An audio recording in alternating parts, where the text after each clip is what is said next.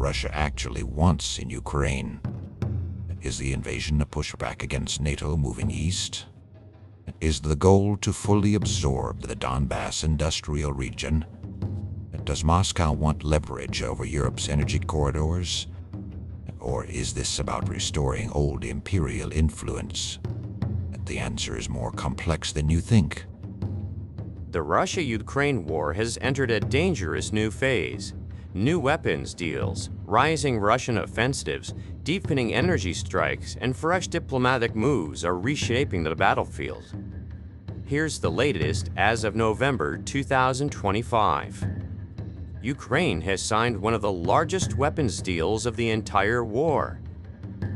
France will supply 100 Rafale fighter jets, along with advanced drones and air defense systems.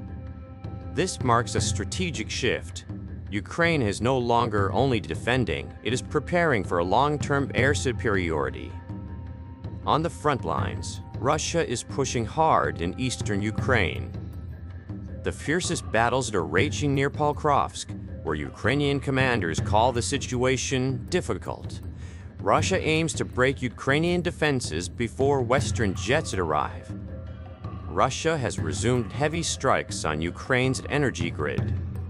More than 160 Ukrainian energy workers have been killed since the war began, a staggering number not often reported.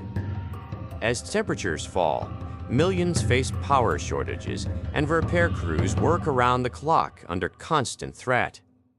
Winter is now a weapon, and both sides know it.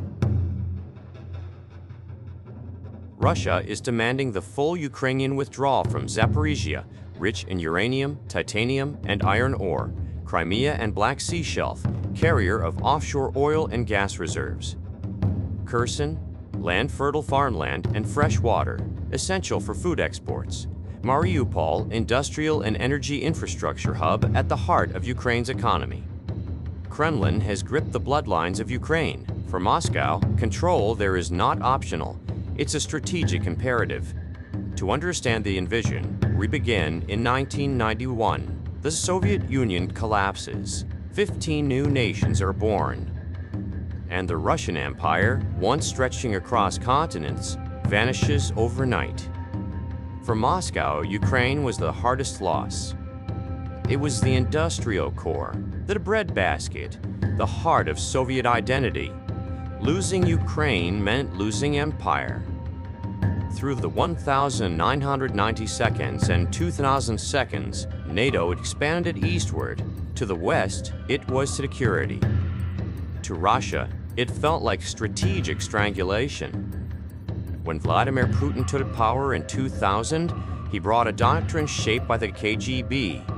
Russia must regain influence over its former territories through politics or force.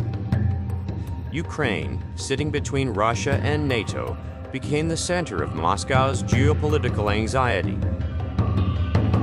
In 2014, everything changed. The Uralmaiden Revolution overthrew Ukraine's pro-Russian president. For the Kremlin, it felt like a Western-backed coup. Russia struck back. Crimea was annexed in a nearly bloodless, rapid operation. Donbas descended into a proxy war. Throughout 2021, Russia built up forces around Ukraine. Publicly, they denied an invasion. Privately, the plan was already in execution. This was meant to be a blitz, a decapitation strike, but strategy met reality.